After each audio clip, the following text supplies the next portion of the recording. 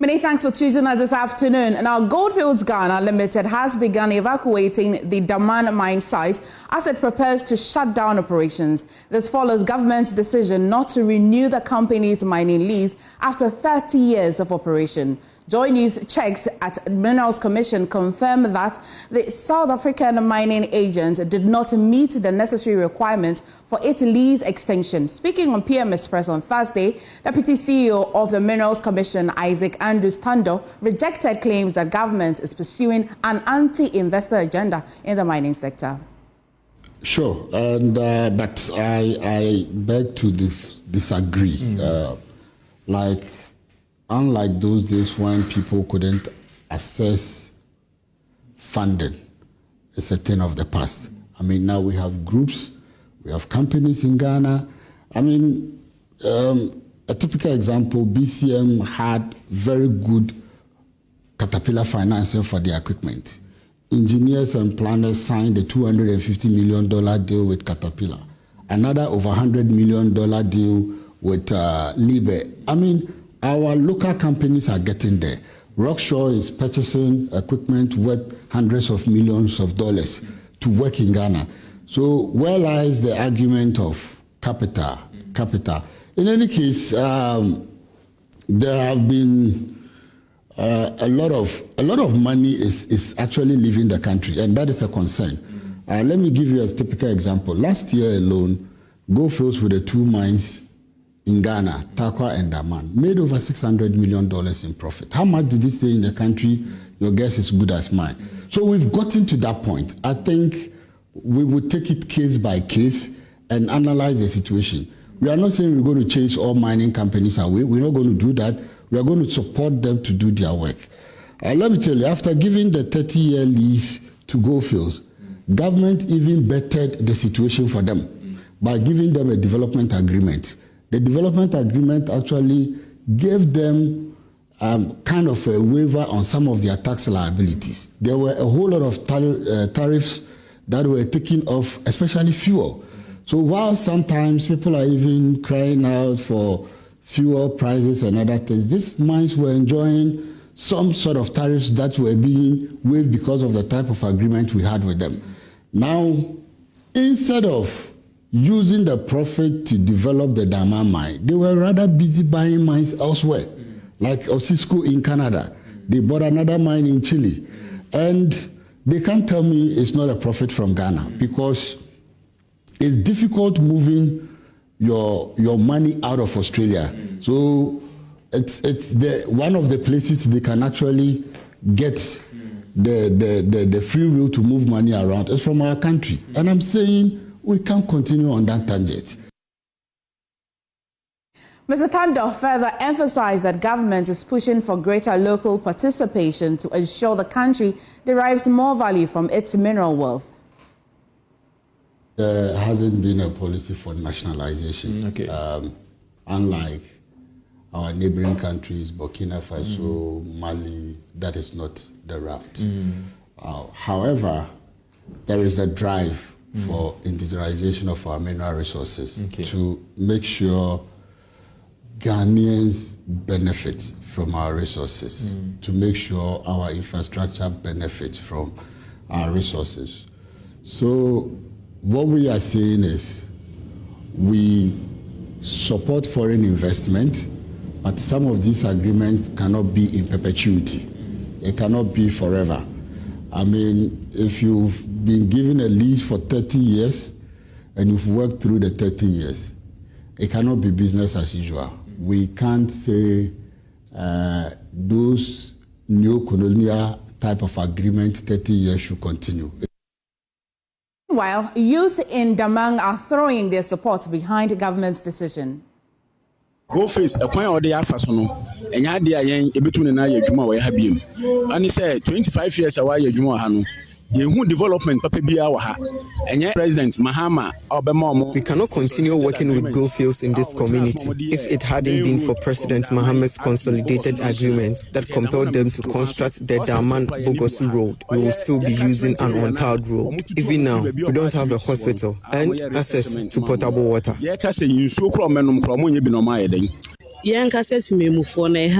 especially Mbano. Ejuma papa bi anywhere Goldfields on with my.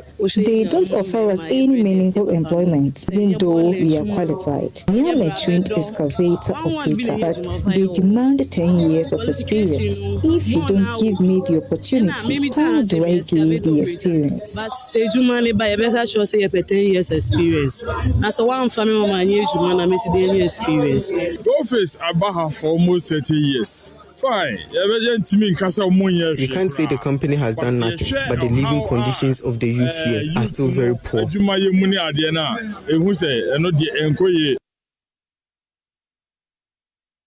Now, away from that, the Ashanti Regional Minister, Dr. Frank Amakohene, says discussions have already begun, has been triggered for relocation of the Kumasi Central Prison. It comes after a recent visit of the Interior Minister, Muntaka Mubarak, that revealed the congestion at the prisons with attendant health challenges. The prison built to accommodate 500 inmates holds more than 1,700 of them. Now, Dr. Amakohene says a conversation has begun, though it's yet to be tabled before the President. Thankfully, before today, the Honorable Interior Minister was here. We held an extensive discussion on some of the challenges as faced by inmates and prison officers here at the Kumasi Central Prison and also as a region. We discussed, among others, plans to be able to decongest the prison, which is key in making sure that we provide a very conducive environment for your work.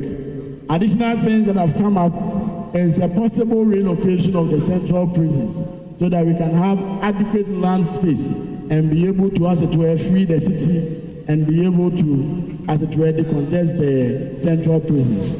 These discussions are still ongoing, and His Excellency the President definitely would have a say on that, and we'll be sure what we want to do so far as the central prisons are concerned. And in other stories, assembly members in 4 municipal and district assemblies in the Upper West region have confirmed nominees for metropolitan, municipal and district chief executives. These are Jirapa, Sisala East and Wa municipalities and the Wa West District Assembly. Assembly members of the Wa East District have, however, rejected the president's nominee. Adamu Shaibu could only manage 13 yes votes. Rafiq Salam reports from Wa. Upper West Regional Minister, Lawyer Luonga Charles Pozun, accompanied by members of the Upper West Regional Security Council and the Upper West Regional Chairman of the NDC, Abdul Nasser Sani Bunas, first hit a brace with the confirmation of the president's nominee for Jiriba and Sisala East municipalities on Wednesday. Starting from his home municipality at Jiriba, the nominee, Peter Toang, did not have it on a silver platter after failing to garner the required 35 of the 52 votes for his confirmation. He could only poll 34 yes votes and 18 no votes. The outcome sparked chaos in the voting hall, with accusations and counter-accusations flying over alleged attempt to influence the votes.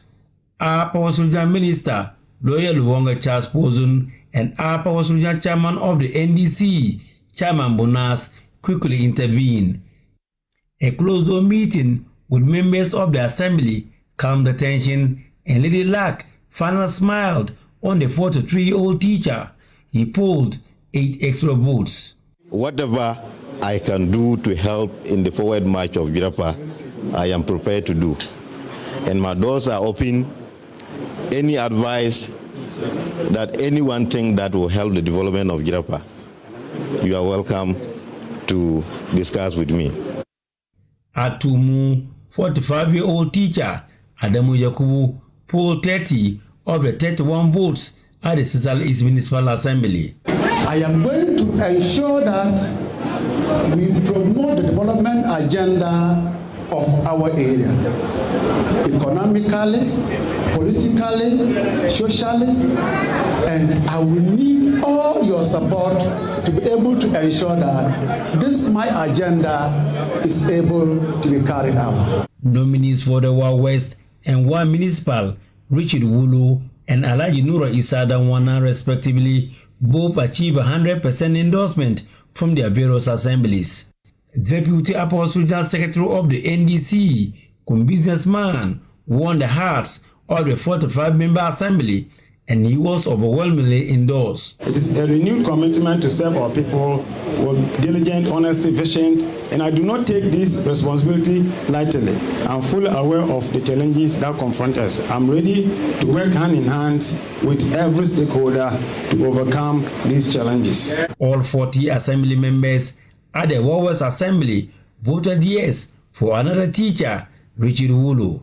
I am very grateful for the confidence reposed in me and wish to assure you that I will work diligently with all of you, including other relevant stakeholders, towards ensuring the development of our dear districts. There was, however, no such luck for colleague teacher Adamu Saibu in the West District. Fonsi has gained notoriety for being a Waterloo for most presidential DCE nominees. He could only manage 13 of the 36 votes. 23 voted no, which means an outright rejection of the nominee. The first week of the confirmation process of MDCEs in the Upper House region kick-started with excitement and ended on a dull fad. Reporting for JoyNews, Rafiq Salam. Wow. Now let's get more on this from Rafiq Salam. Rafiq, well, I don't know if you'll permit me to wish you a happy Easter. Thank you very much. Been happy returns. Right, thank you. And so what's next after this? Do we know what the government in that area is planning to do? What is next is that after the nominee failed to Ghana, the required 2/3, what we are told per the law that you are supposed to gather 2/3 of the vote, president of the assembly members in voting before you are confirmed as a DC. But in this case, the assembly members were 36.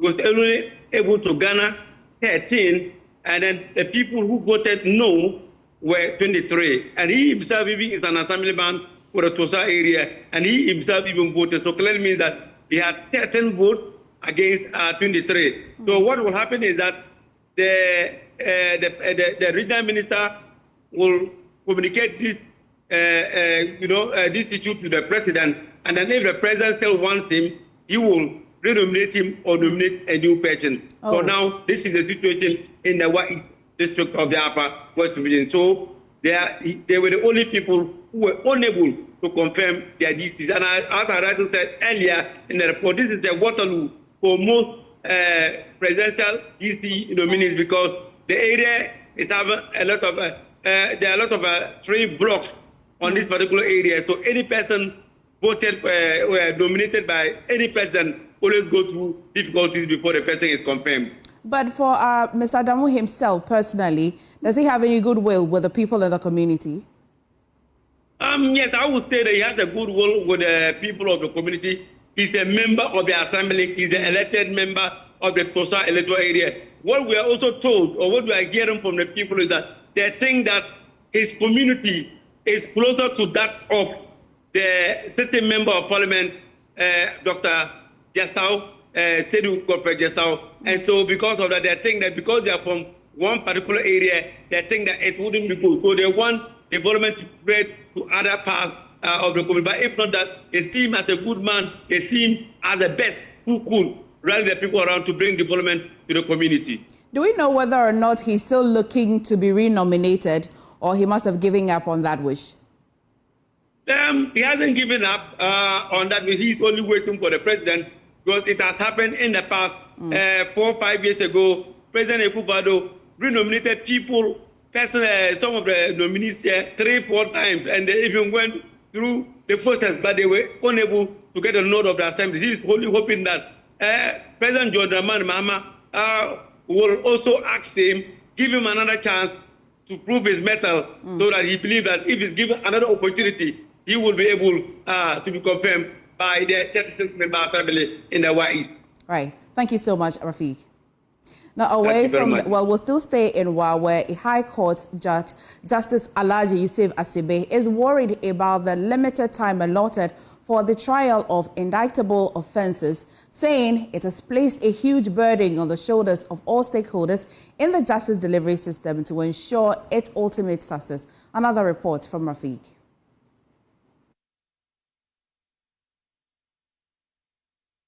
opening the 2024-2025 Criminal Assizes legal year on behalf of Chief Justice Getu Tokonu, Supervising High Court Judge Justice Alhaji Yusuf Asibi recounted criminal offences such as murder, armed robbery, and rape, which are frowned upon by the society.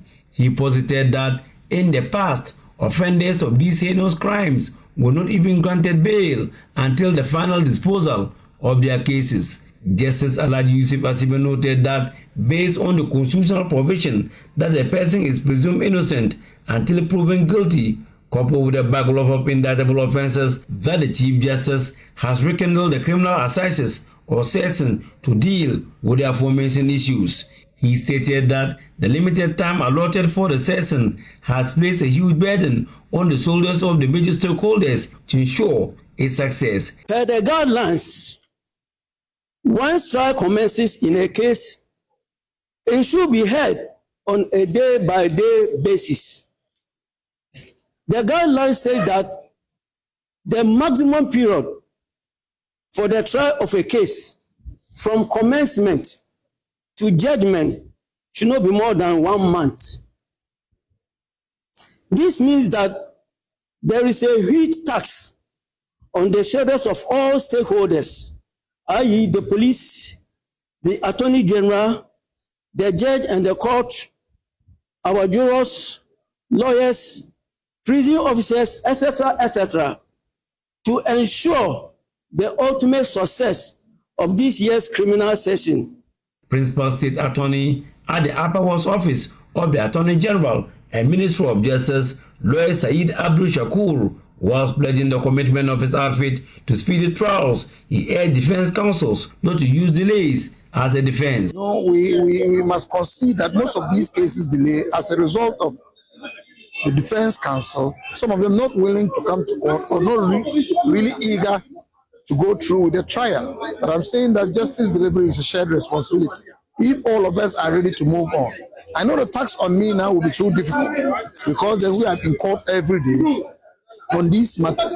And the court has said clearly that when we start, we don't take our legs off the pedal until we are done. And that's what we're ready to do. So I indicated that, yes, we will do our work diligently, but defense counsel and the court should also be in a position to ensure that we deliver justice as early as possible. Chairman of the Ghana Bar Association, Alhaji Obedi Siddiq's speech was centered on absenteeism, lateness, and unbiased judgment, which he will want jurors at the court to desist from engaging in. It is not a platform or an opportunity or a forum to assist or protect or shield your friends or relatives. No, you are here to administer justice. It doesn't matter the accused person is your brother, your brother's brother, or your whatever. No. Even if you know that an accused person is related to you, please kindly recuse yourself.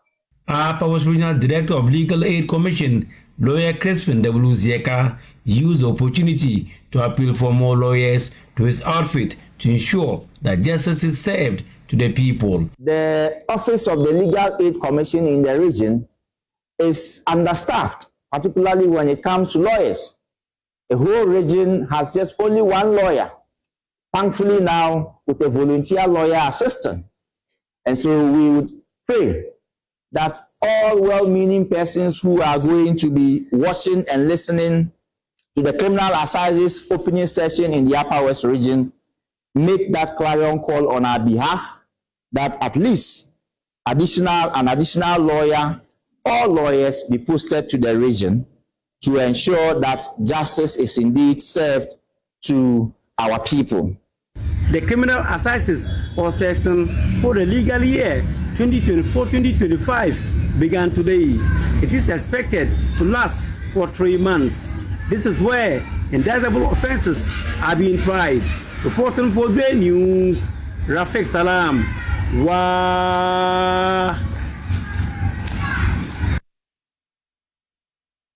Away from WA, I'll take you back to Goldfields Ghana Limited, where it has begun evacuating the Damang Mine site as it prepares to shut down operations.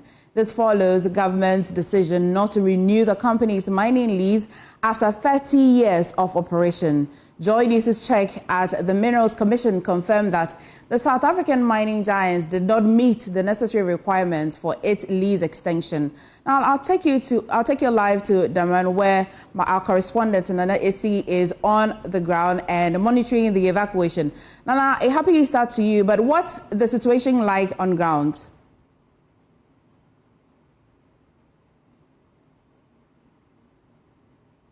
Nana Esi, if you can hear me, kindly unmute.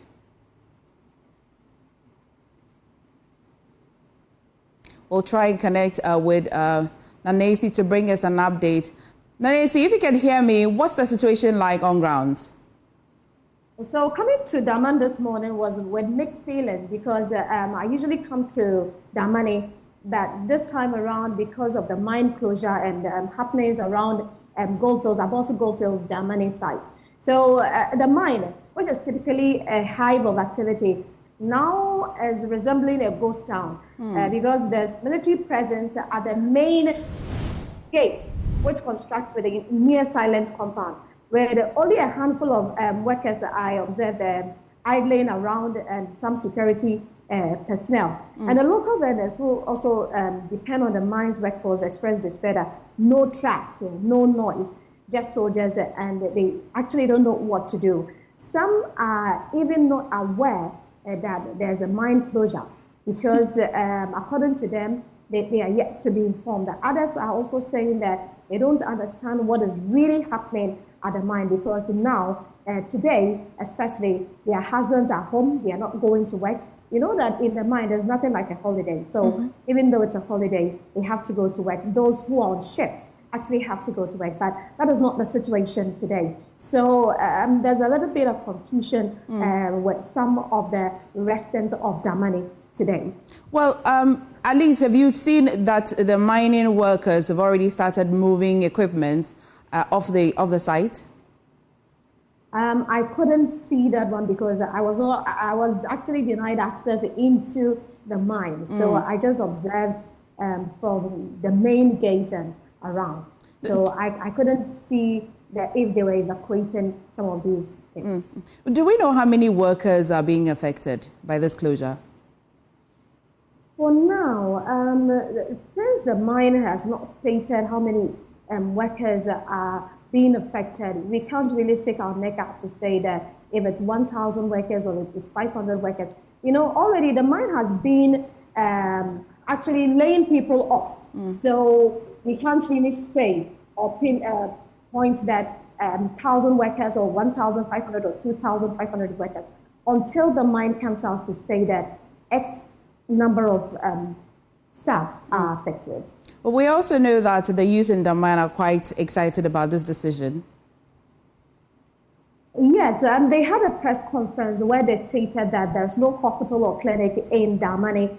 There are roads, but I was quite a bit surprised with the roads. Probably it's the inner roads, fine, but we know that Goldfields had an agreement with government where they had the Damang to Takwa road constructed. So they also talked about their water. For what I know that Goldfields has given them potable drinking water. So sometimes the youth probably some are agreed, yes, that all their needs are not being fulfilled.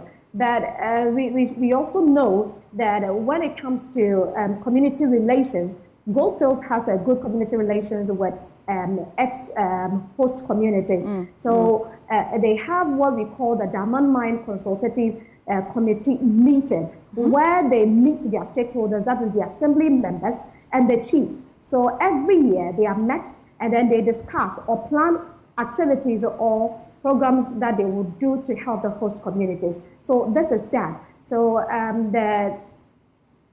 the concerned youth who met said that they are happy that their license was not renewed because, you know, the youth mostly feel that they have to be employed rather than being given alternative livelihood solutions, because they see the miners work, they see the cars that they drive, they see the houses that they build, and they are not getting that, but you are giving them alternatives. These alternatives to them is not enough, so employ them at the mine to work. Right. Nanesi, thank you for bringing us updates from Damang Mine. Now, away from that, the Economic and Organized Crime Office has arrested 35 suspected human traffickers in a major operation targeting a syndicate accused of luring and exploiting over 200 individuals. The victims, mostly foreigners and from vulnerable backgrounds, were reportedly housed in an Oyarefa house under false promises of a better life and employment opportunities in Accra, Ghana. Now, Acting Executive Director of Yoko Abdul Bashir says the suspects operated a well-coordinated trafficking network that preyed on victims from various regions, including neighboring West African countries. There's more in this report.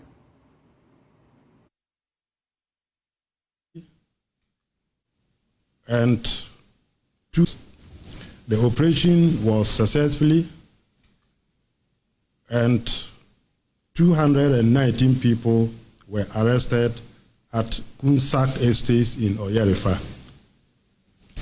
The suspects were lured into the country, the victims were lured into the country by the suspects ostensibly to give them lucrative jobs in Ghana. Unfortunately, when they came to Ghana, since there are no lucrative jobs existing, then they took them hostages and then they confined them at the Oyarefa estates, and then they were forced to go into cyber crimes and cyber crime related activities. A number of laptops, personal effects, internet facilities, food stuff, and other things were retrieved from them. Together with the Ghana Police Service and then the Army, they were brought to the Economic and Organized Crime Office, and then we have subjected them to some screening. The essence of the screening is to separate the victims from the suspects, to even separate the juveniles from the adults. And then we also want to know what type of criminal activities they are involved in. And whilst the screening was going on, the Nigerian High Commission visited us, and then he met with the victims and the suspects, and then he admonished them to cooperate with the office.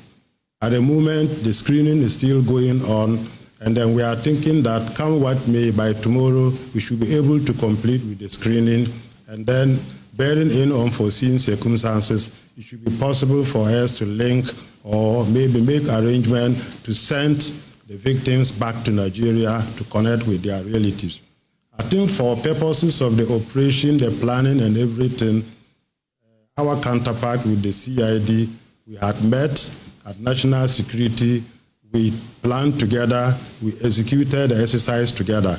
Indeed, going forward, the Economic and Organized Crime Office and that of the CID, we have mapped out strategies that the two of us, that is the CID and then Yoko, we should work more closely than before. And then this is just the beginning of one of the steps or one of the projects that we have embarked together. St. Paul's Catholic Church at Kpehe here in Accra, resident parish priest, Very Reverend Father Emmanuel Gosu, is asking Christians to reflect on the sacrifices Jesus Christ made to mankind, which culminated in his death on the cross. He also urged believers to pray for peace to prevail in Boko. A tradition we started many years ago to reflect on the sacrifices of Jesus Christ. You realize that the stations of the cross, we have 14 stations. In other places, when you have a shrine of the stations of the cross, you realize that there is an additional one, which is the 15th station. That is usually the resurrection of Jesus Christ. And so the stations of the cross is to tell us what Jesus went through for our sake. He came to sacrifice for us and to deliver us from the power of evil.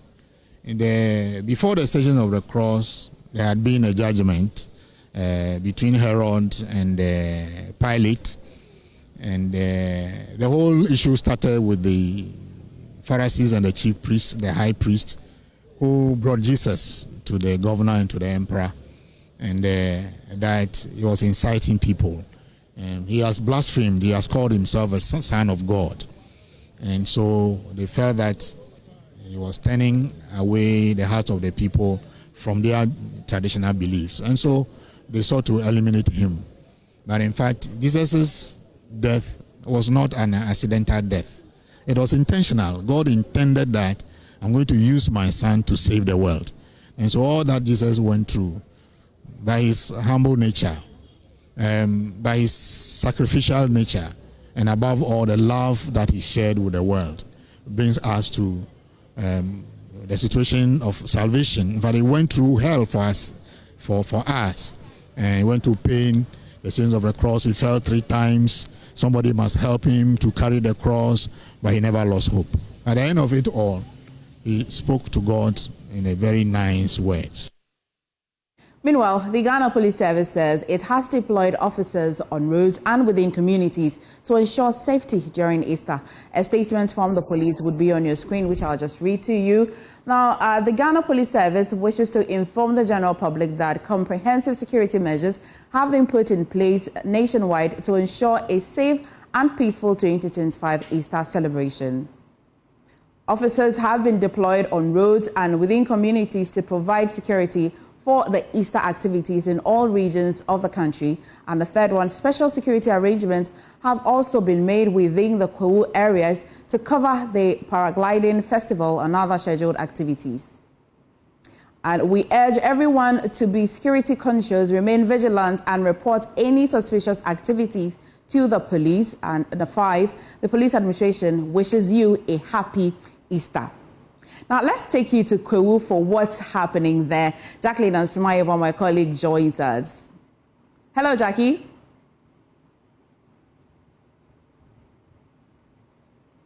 Jackie, please unmute. Right. Jackie, yesterday you gave us an idea of how it will be feeling in Kwewu. What's happening today? Yes. Currently, I'm on top of the mountain, or Jianoma Mountain, as you can see right behind me. The paragliding has already kick-started, but the opening ceremony is just ongoing. We have the CEO of the Ghana Tourism Authority, Mami Ifua Hwajito, she's here with the entourage. But then alongside, the pilots are getting ready. The paragliding actually started in the morning because, according to the GTA, they wanted more people to come through this year.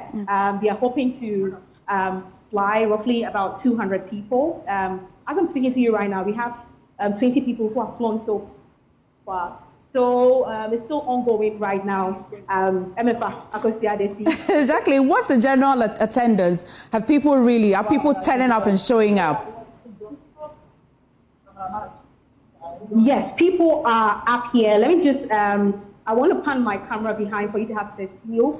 So this is the pilots. They're all getting ready. That's the pilot you can see over there. He's getting ready to fly one of the patrons who are here to have a feel of the Kwewu escarpment. So up here, this place is called the Kwewu or Jianoma Mountain, where usually the paragliding has been ongoing for years.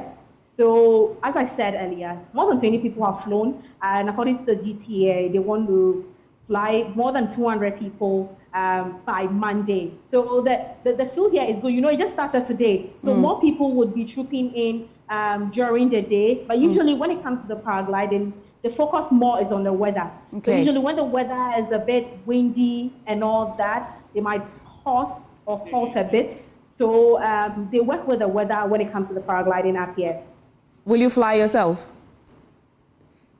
Yeah, maybe until I'm waiting to cure my fear of heights, because as you can see behind me, you just have to run down there, then you fly up. I haven't gathered the courage to do that yet, but hopefully when I gather the courage to do that, I'll definitely let you know. I know where they sell courage. I'll buy you some, Jackie. Thank you for bringing us update from Kwewu. All right, you're watching JoyNews Today. We'll go for a quick break. When we come back, business.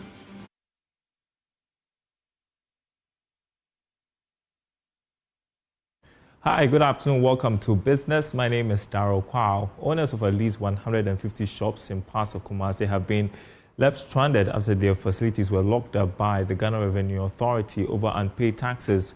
The Ashanti Newtown Taxpayer Service Center, as part of ongoing tax compliance measures, placed shops of the tax defaulters under new locks to have them honor their obligations. The GRA explains the affected owners failed to comply with their civic responsibility despite several notices and reminders to pay their outstanding amounts. Shop owners at the airport runabout area, Asafo and Amakum, have since been left stranded after discovering additional padlocks on their facilities, along with GRA notice embossed on their gates. The GRA in Ashanti is concerned with the reluctance of some individuals and businesses in the informal sector to honor payments of their taxes. According to the tax collector, the defaulters cited low sales and other challenges as reasons for not settling their debts, but some of the affected shop owners claim not to have been informed of the operation.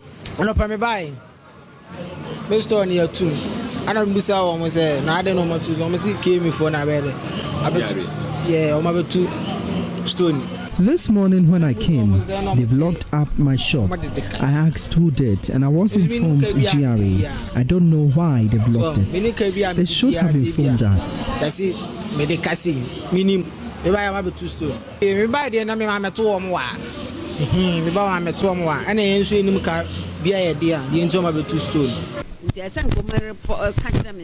They should have informed me earlier, but now they have closed the shop. How do I get money to settle the debts?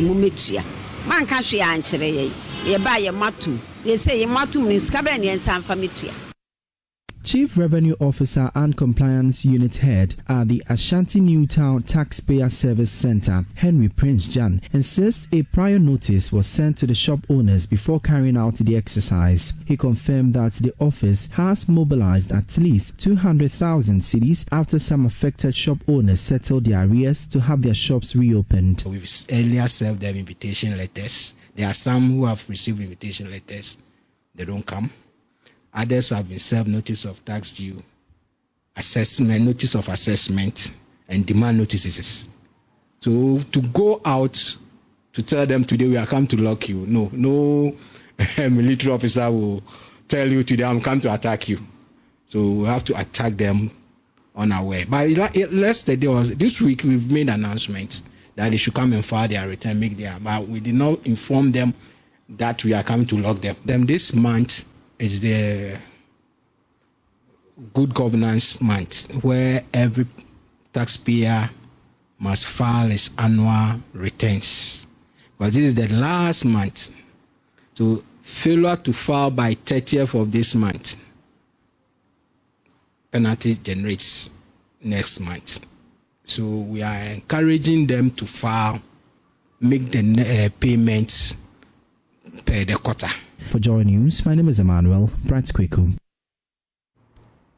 Now, Ghanaian entrepreneurs in the education technology sector will have another chance to benefit from the MasterCard Foundation and MEST initiative, which aims to help expand their businesses and equip students across the country with employable skills.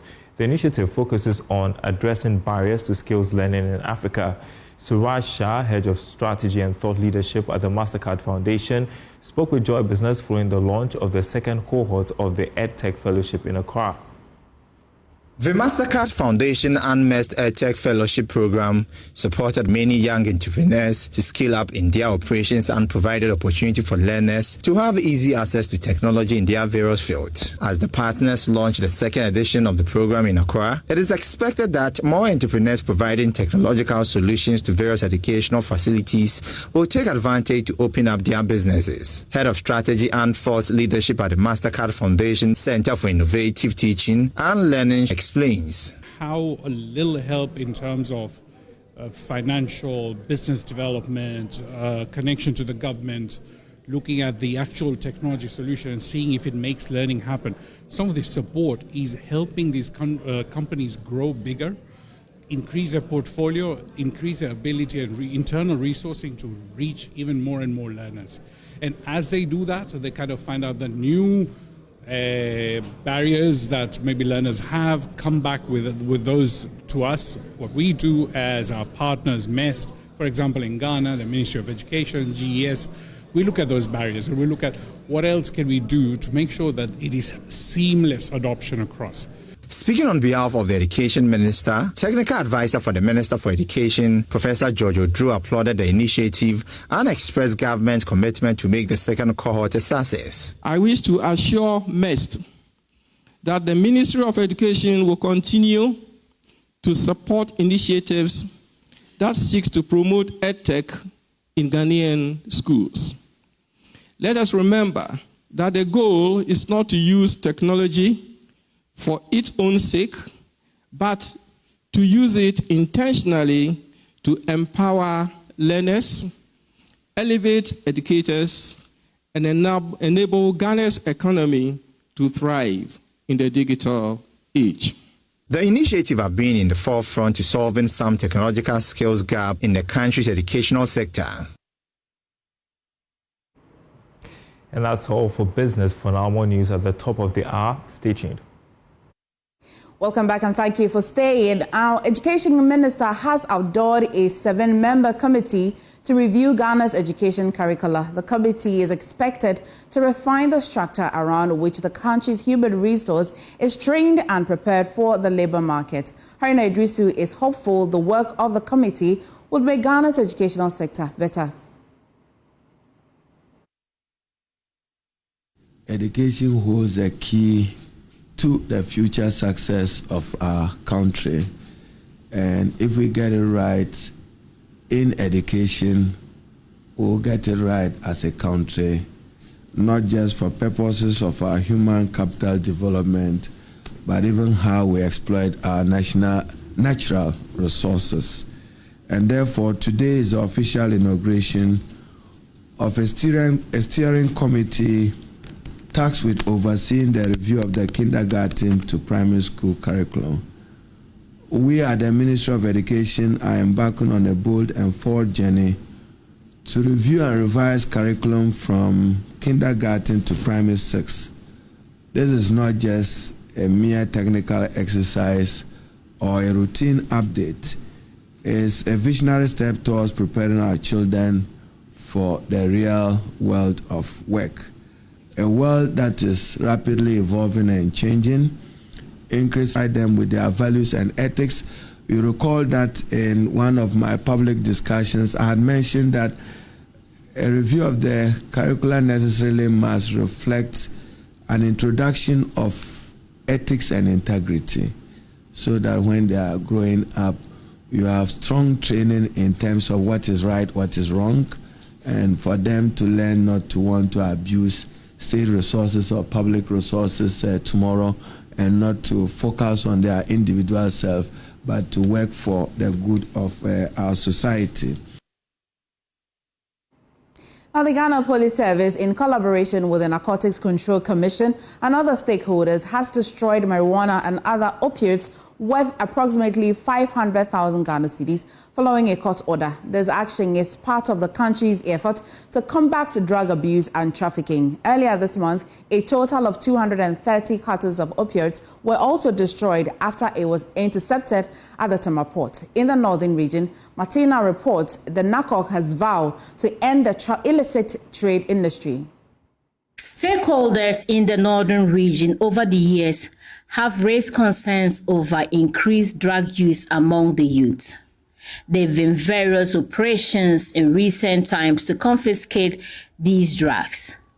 The police has also successfully prosecuted some individuals in the region.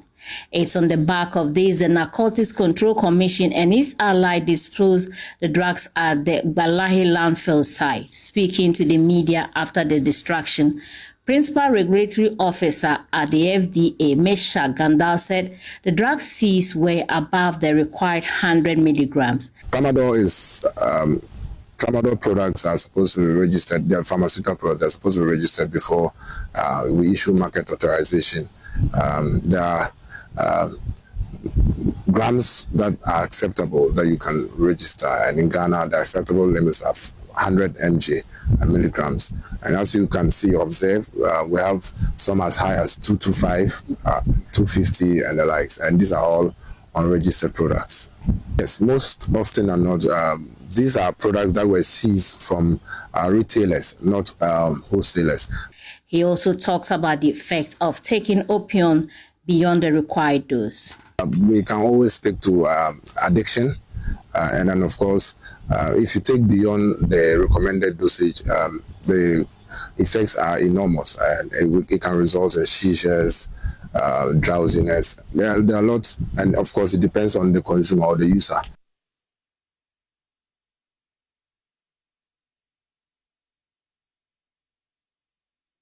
And that's how we wrap the bulletin for today. I am MFA Akosia Adeti.